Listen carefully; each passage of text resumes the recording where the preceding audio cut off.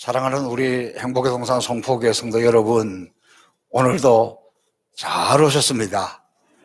오늘 8월 마지막 주일입니다.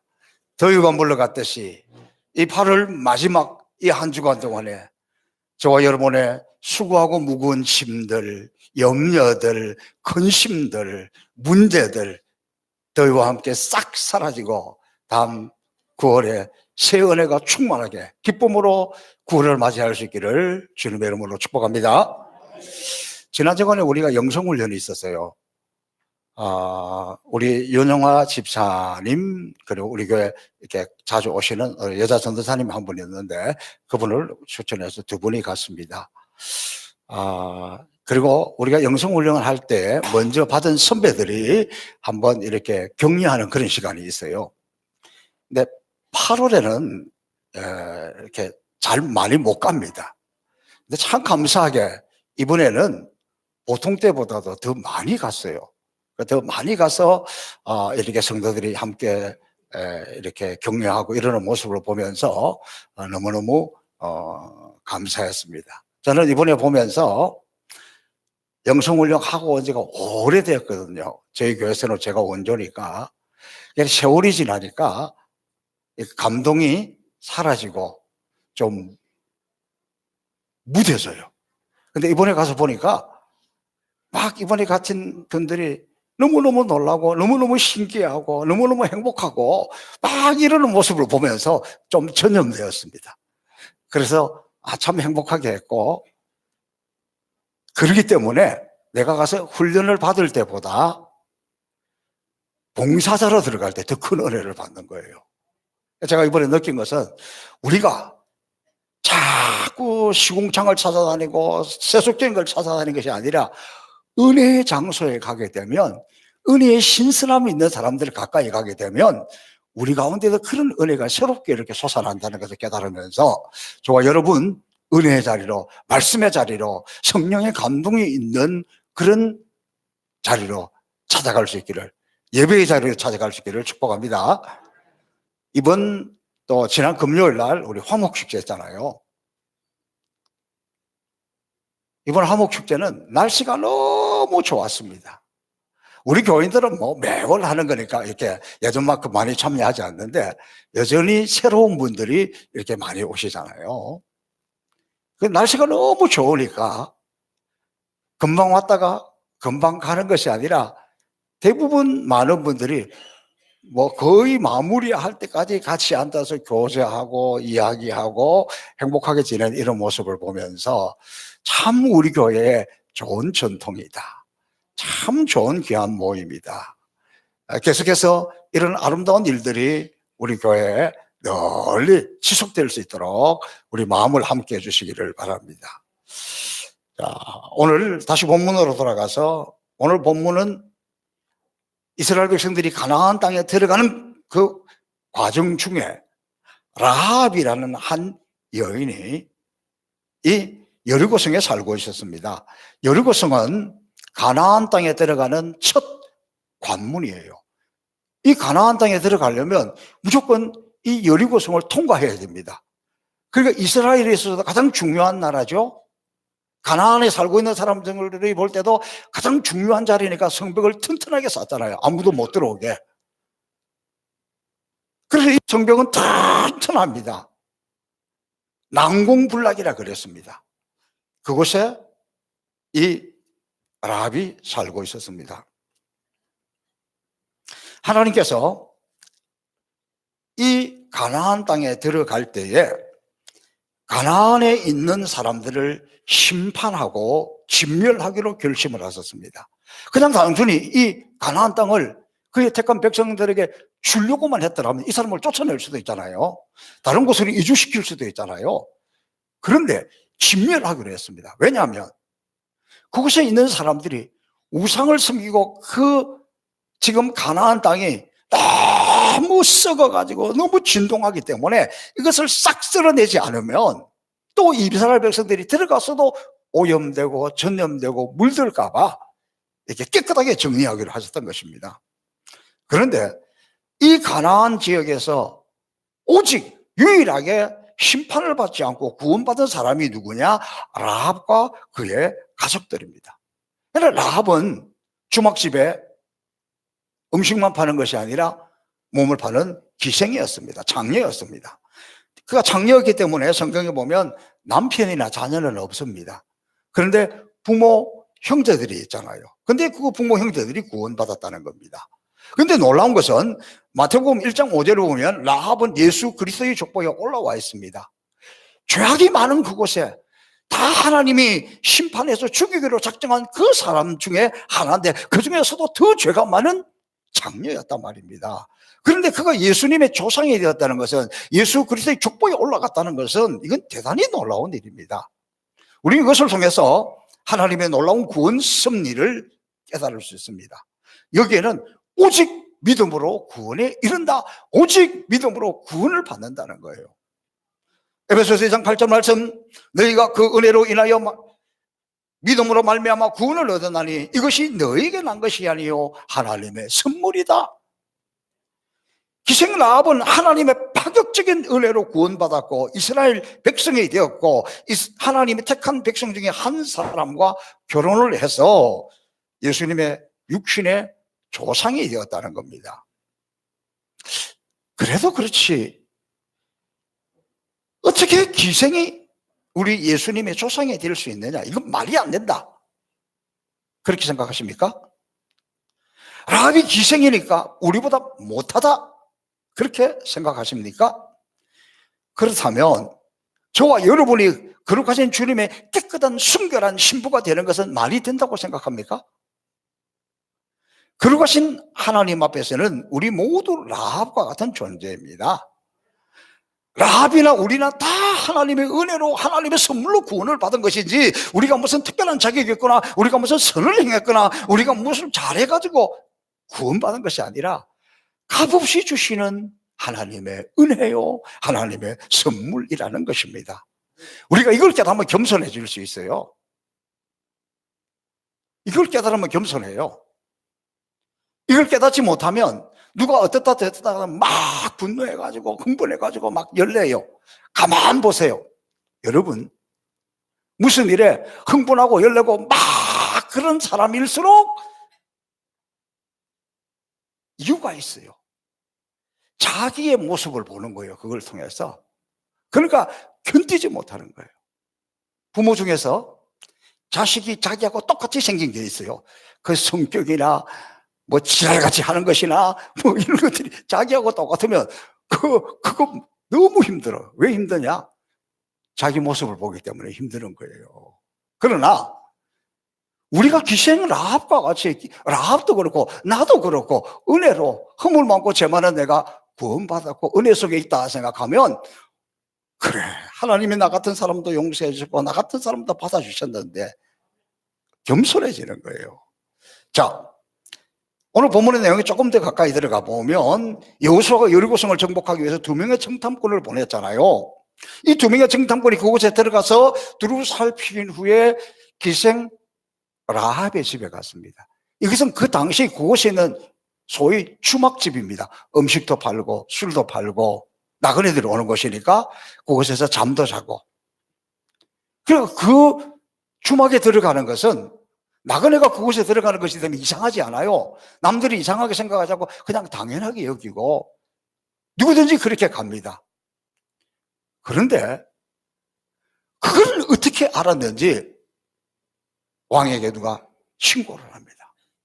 지금 라합의 주막집에 이 땅을 정탐하러 들어온 간첩이 둘이 들어갔다. 그러니까 즉시 기동대를 파견을 합니다. 그리고 기동대가, 경찰이 찾아옵니다. 아니, 이 집에 신고가 들어왔는데 간첩이 둘이 왔다고 하는데 그 사람들 지금 어디에 있느냐? 근데 제가 보면 이 라합이 얼마나 영적 통찰력이 있는지 몰라요.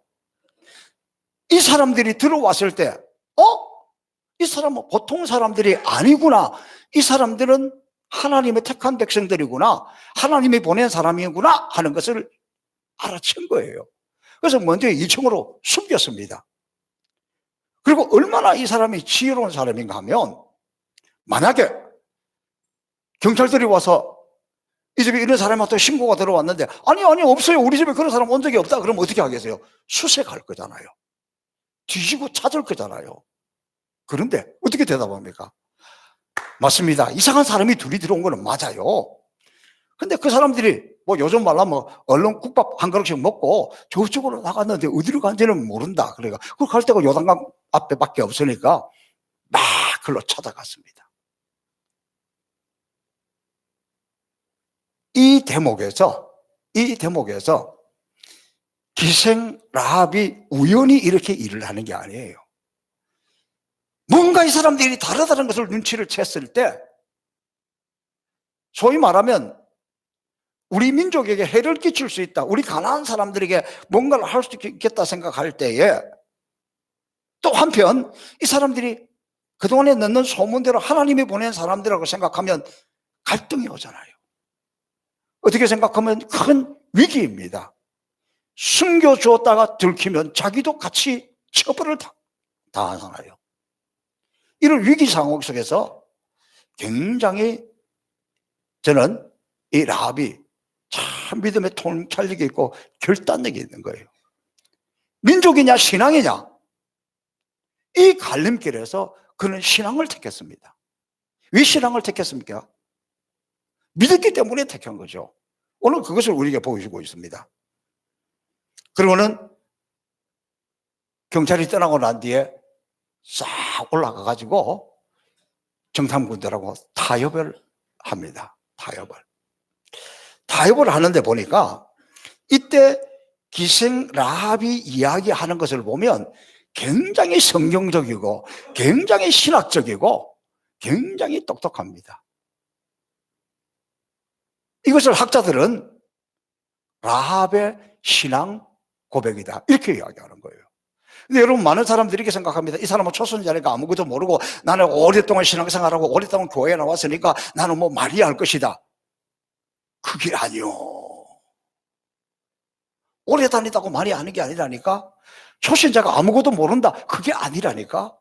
제가요 실제로 깜짝 놀랐어요. 지금 오늘 와서 예배를 드리고 계시는 분이 있는데 우리 교회 오늘 예배를 3번째 드려요. 2번 예배를 드리고 나서 이분은 그동안에 유학 불교에 심취했던 분인데 저하고 한번 만나서 대화하고 상담하고 물어보고 싶은 것이 많다는 거예요.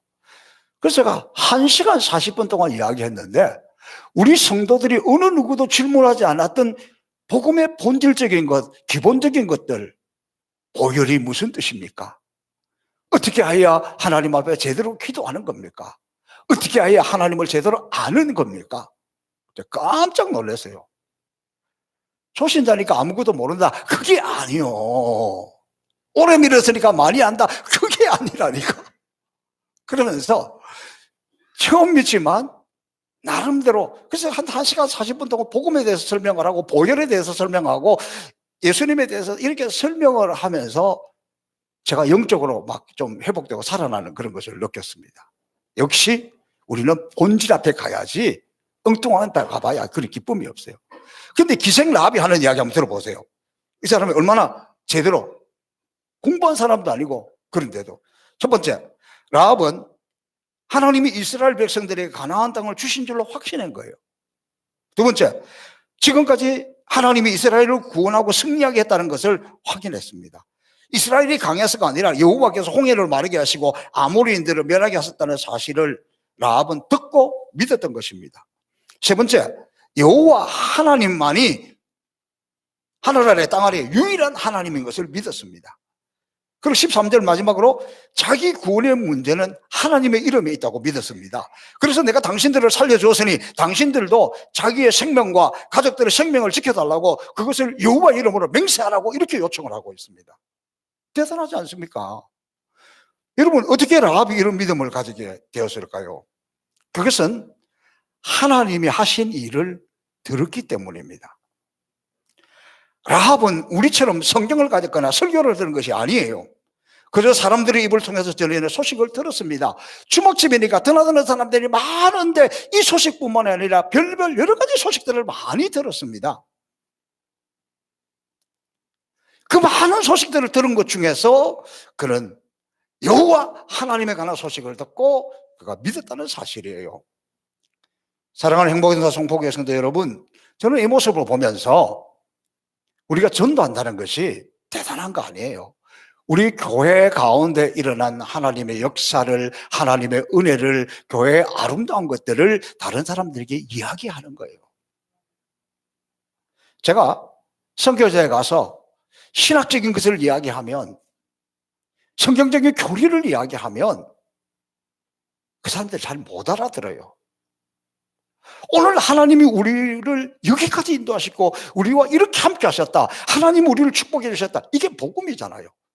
하나님 우리 가운데 역사하셨다, 그걸 전하고 그걸 간증하는 거예요. 그러니까 우리는 쓸데없는 이야기하지 말고, 나쁜 소식 전하지 말고 좋은 이야기를 해야 돼요. 제가 우리 교회 처음 왔을 때입니다. 교회가 늘 분쟁하고 싸울 때니까 교회 안에 무슨 일이 있었다 그러면 요 밑에 동네 사람들이 더 뭔지 알아? 입이 싸가지고 좋은 이야기는 하지도 않고, 그러니까 동네 사람들이 교회 오겠어요? 오죽하면 처음 부임한 저를 보고, 아이고 후대가 멀쩡하게 생긴 사람이 걱정이요, 어쩌려고 여기를 왔어, 그러더라니까. 무슨 말이냐 그러면, 하나님의 역사는, 믿음의 역사는, 복음의 역사는 우리 가운데 일어난 하나님의 역사를, 하나님의 선하신 것을, 교회의 아름다운 것을 이야기하는 거예요. 그게 복음 전하는 사람의 자세라는 것을 우리는 깨달을 수 있습니다. 여러분, 우리가 예수님에 관한 이야기를, 교회 좋은 이야기를 자꾸 사람들에게 이야기해야 됩니다. 왜냐하면 놀랍게도 우리가 알고 있는 평범한 이야기가 어떤 사람에게는 인생을 바꿀 수 있는 복음이 되기 때문입니다. 라합이 바로 그런 사람입니다. 라합이 이스라엘에 관한 소식을 들었을 때 그는 단순한 이스라엘의 이야기가 아니라 그 속에 역사하시는 하나님을 발견했던 것입니다. 그 하나님을 믿었습니다. 오늘 여리고 사람들 대부분이 이 소식을 들었습니다. 이 하나님의 기적에 일어난 사실 앞에 그들은 두려웠습니다. 간담이 녹을 정도로 떨었습니다. 그러나 여리고 사람들이 하나님 믿지 않았습니다. 두려워하면서도 믿지 않았습니다. 걱정만 했습니다. 그들은 오히려, 그래 아무리 그래도 아직까지 우리는 여리고성이라는 철옹성이 있으니까 우리를 넘보지 못할 거야, 우리를 넘어뜨리지 못할 거야. 여리고성이 그들의 신앙이었습니다. 성벽이 신앙이었습니다. 그러나 라합은 달랐습니다. 정말 믿음의 통찰력이 있었고 결단력이 있었습니다. 홍해를 마르게 하시고 강력한 나라 아모리의 두왕 시온과 옥을 진멸하신 분이라면 여리고가 아무리 난공불락의 성읍이라 할지라도 하나님의 능력 앞에서는 어쩔 수 없다는 것을 깨달았습니다. 그래서 라합은 정탐꾼들에게 여호와 이름으로 맹세하여 자기를 건져달라고, 자기 생명을 건져달라고, 자기 가족들을 건져달라고, 오직 하나님만이 유일하시고 전능하신 하나님이다, 그렇게 믿었던 거잖아요. 여기서 우리 신앙의 중요한 팁 하나, 마귀는 누구를 흉내낼까요? 하나님을 흉내낸다니까요. 그러니까 우리가 넘어가지. 마귀의 전략이, 저를 보세요, 내가 마귀다 이렇게 올까요? 아닙니다. 하나님을 흉내내요. 복음이, 하나님의 말씀이 어떻게? 말씀으로 소문을 듣는 것으로 왔잖아요. 그럼 마귀는 어떻게 하겠어요? 마귀는 하나님을 흉내냅니다. 믿음은 들으면서 나는데 마귀는 나쁜 말, 멸망의 날, 저주의 말, 우리를 구렁텅이로 몰아넣는 거짓 소문, 요즘 말로 하면 가짜뉴스, 이런 걸 만들어서 유혹하는 거예요. 라합은 지금까지 헛된 것을 믿고 헛된 것을 즐기며 살아왔습니다. 세상적인 것을 좋아하고 세상의 재물과 쾌락을 탐하여 자기 몸을 팔기까지 했습니다. 그러나 이제 라합은 육체를 따라 살던 삶을 청산하고 전능하신 하나님 앞에 무릎을 꿇었습니다. 전능하신 하나님의 이름 앞에 자기의 생명을 맡겼습니다. 이 믿음이 어디서 왔습니까? 이 믿음의 근거가 무엇입니까? 성경은 이렇게 이야기합니다. 믿음은 들음에서 나며 들음은 그리스도의 말씀으로 말미암느니라. 하나님의 말씀을 듣는 것이 믿음의 기초입니다. 듣는 자는 살아나리라 그랬잖아요. 어떤 것을 듣는 것이 중요합니다.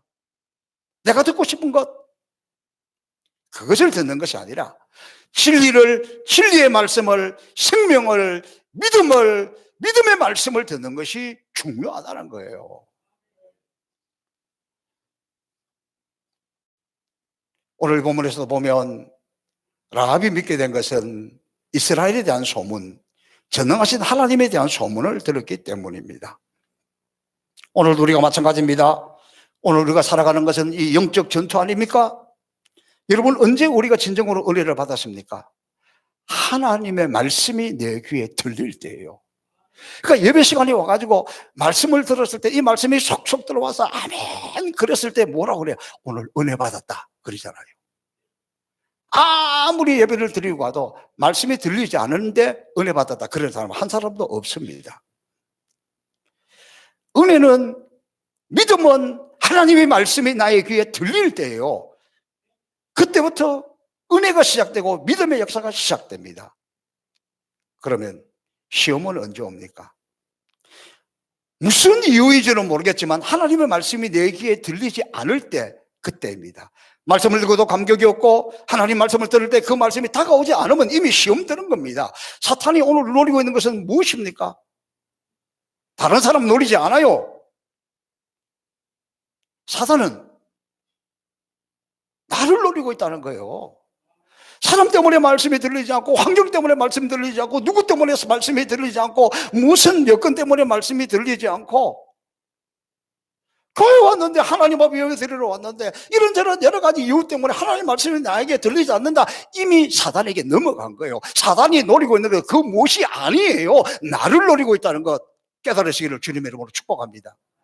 그러므로 지금 어떤 환경이든지 어떤 상황이든지 무엇 때문에든지 하나님 말씀이 나에게 들리지 않는다면 나는 지금 마귀에게 넘어간 거예요. 그걸 아셔야 돼요.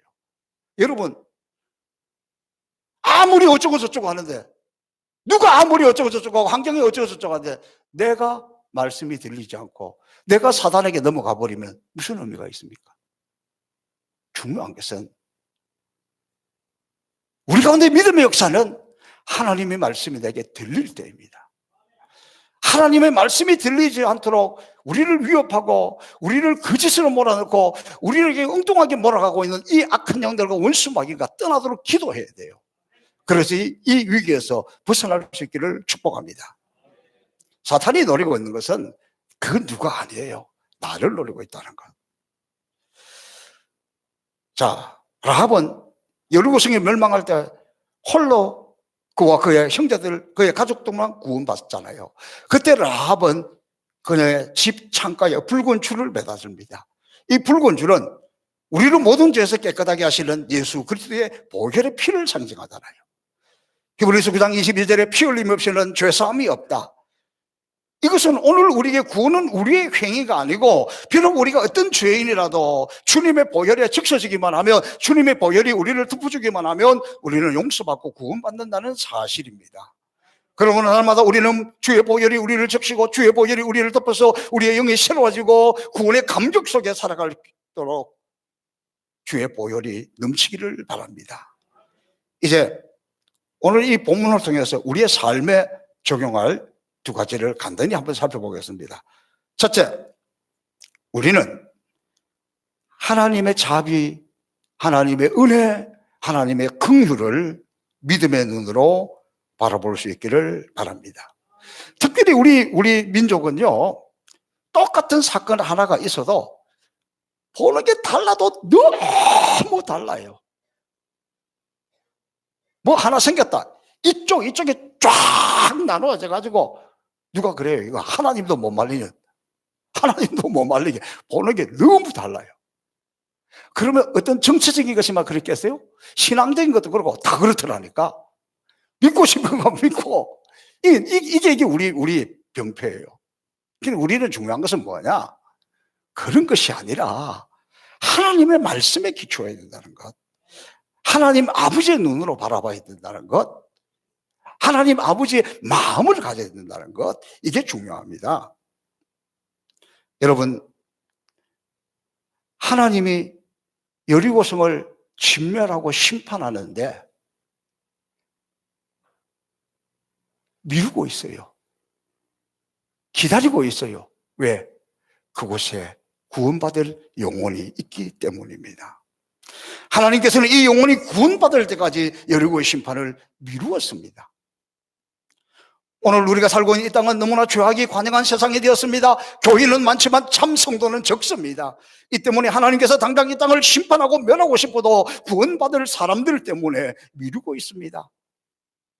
그런데 그가 바로 저와 여러분 때문에, 저와 여러분의 이 구원 때문에 하나님이 심판을 미루고 있다면 저와 여러분 이제 십자가 단단히 붙들고 진정으로 구원받은 하나님의 사람의 모습으로 살아갈 수 있기를 축복합니다. 또 어쩌면 지금 여러분이 전도하고 있는, 여러분이 기도하고 있는 바로 그 한 사람 때문일지 모른다는 거예요.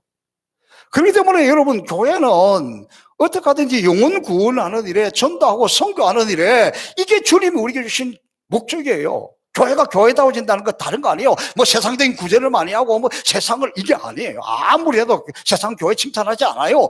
하나님이 교회를 세운 목적은 교회가 교회다워진다는 것은 어떻게 해서라도 영혼을, 그리고 전도하고 선교하고 이거예요. 전도하는 거 방해하는 거, 선교하고 방해하는 건 이건 다 사단의 앞잡이에요. 그건 사단이 하는 짓이에요.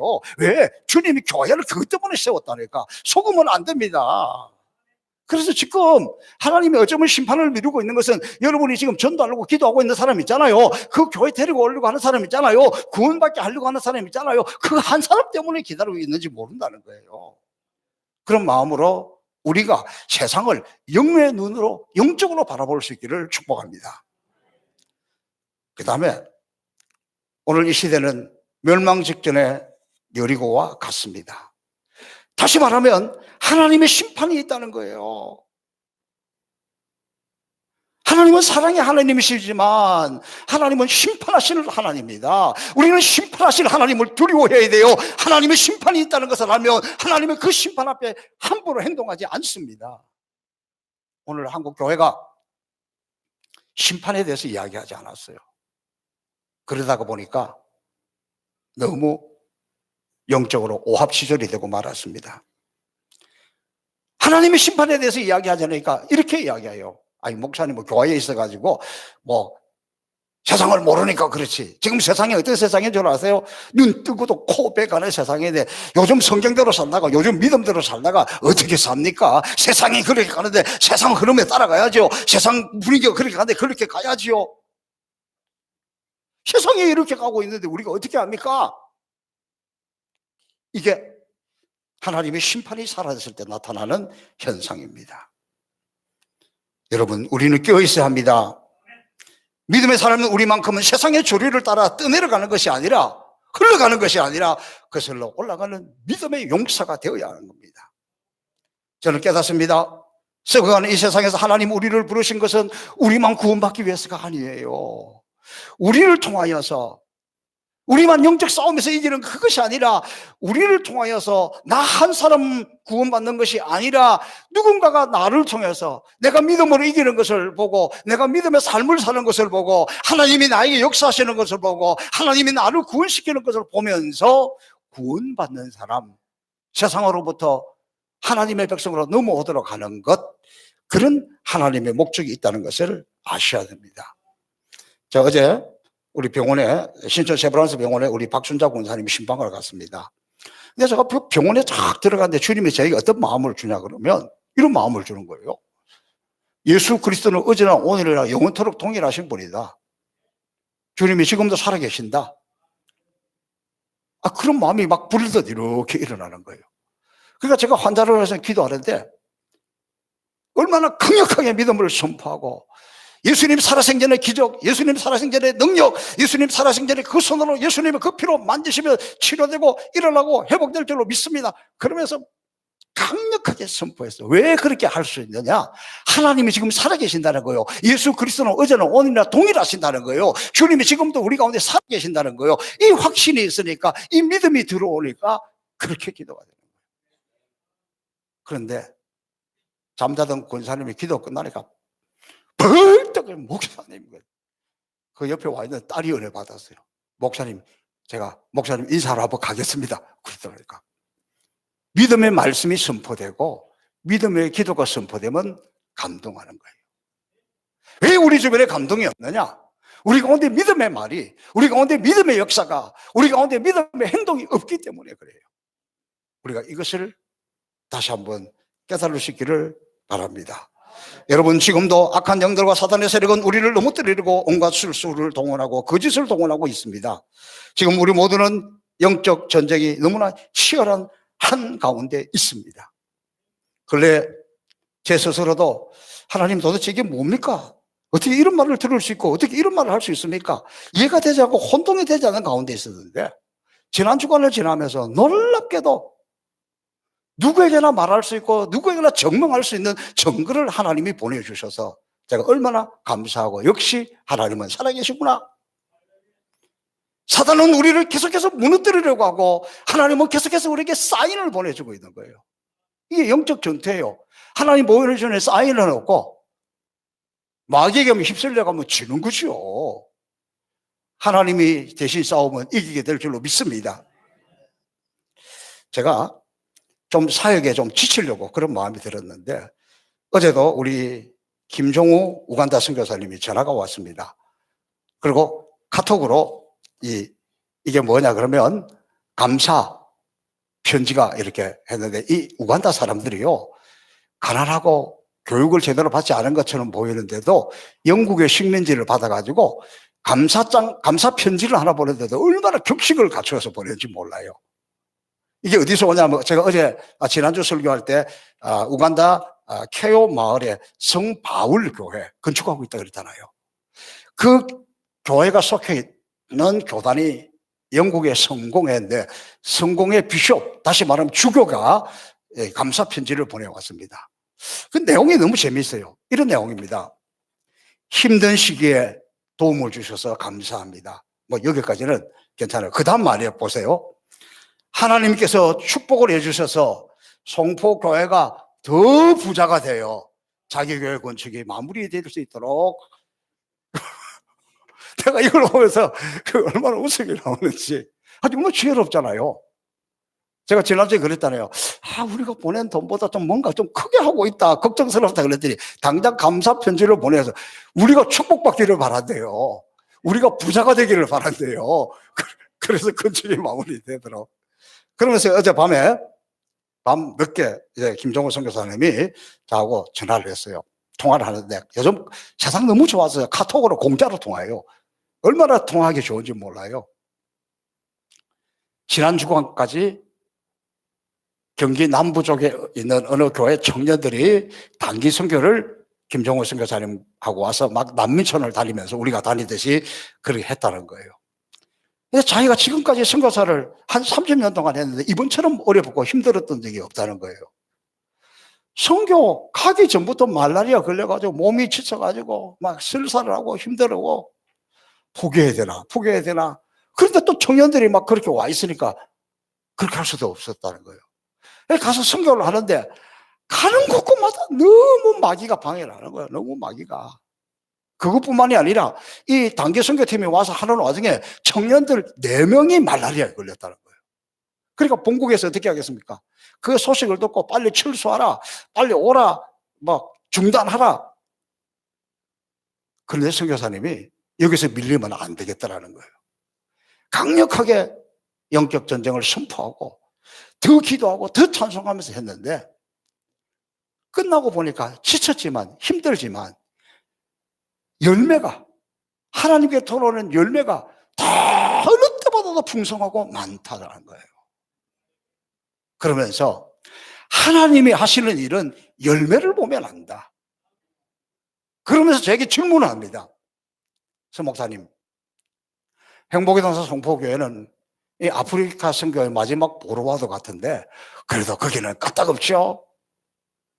아니요. 난리도 아니요. 거기만 그런 게 아니라 여기도 저기도 다 난리가 났슈. 지금 사단은 끊임없이 우리를 흔들고 있습니다. 지금 우리 모두는 영적 전쟁의 한가운데 서 있습니다.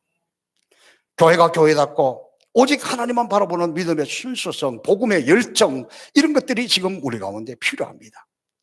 정치도 경제도 모든 것이 힘들고 어지럽고 혼탁한 가운데 있습니다.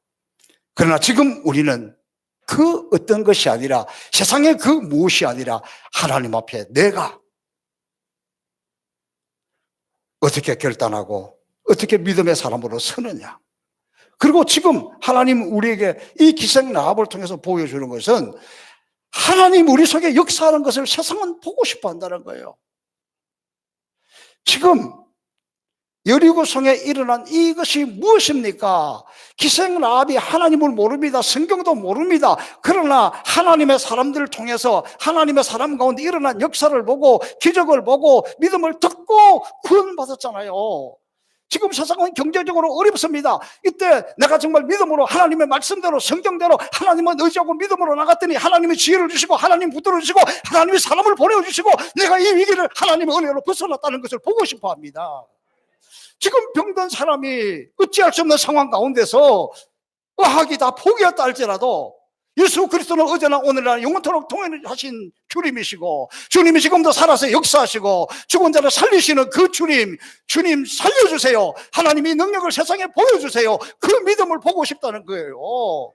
지금 우리가 이 어려움 속에서 혼란 속에서 이 가운데 빠져있는 우리를 통해서 거기에 흔들리지 않고 믿음으로 일어서서 승리하는 것을 세상이 보고 싶어 합니다. 세상이 듣고 싶어 합니다. 누구를 통해서? 저와 여러분을 통해서. 그러므로 오늘 여리고성의 이 놀라운 하나님 역사를 보면서 이 시대에 저와 여러분이 하나님 앞에 서 있고 하나님이 저와 여러분을 통해서 우리 가운데 일어난 믿음의 역사, 우리 가운데 일어나는 믿음의 기적들, 하나님의 그 능력들을 보고 들어서 주께로 돌아오고 구원받는 사람이 많아져서 저와 여러분이 이런 축복의 통로가 될 수 있기를 주님의 이름으로 축복합니다. 살아계신 아버지 하나님 감사합니다. 오늘 이 시대에 믿음을 지키는 것이 어렵습니다. 악한 영들과 원수마귀는 우리를 흔들고 있습니다. 그러나 여리고성에 일어났던 기적을 통해서 다시 한번 우리의 믿음을 다잡습니다. 하나님 앞에 일어서기를 원합니다. 그 무엇이 아니라 하나님 말씀이 우리의 기준이 되고 하나님의 말씀 앞에 하나님이 주시는 사인을 하나님이 우리 주시는 증거를 보여주고 그것을 붙들고 일어서고 승리하도록 아버지 역사하여 주옵소서. 감사하며 예수님 이름으로 축복하며 기도하옵나이다. 아멘.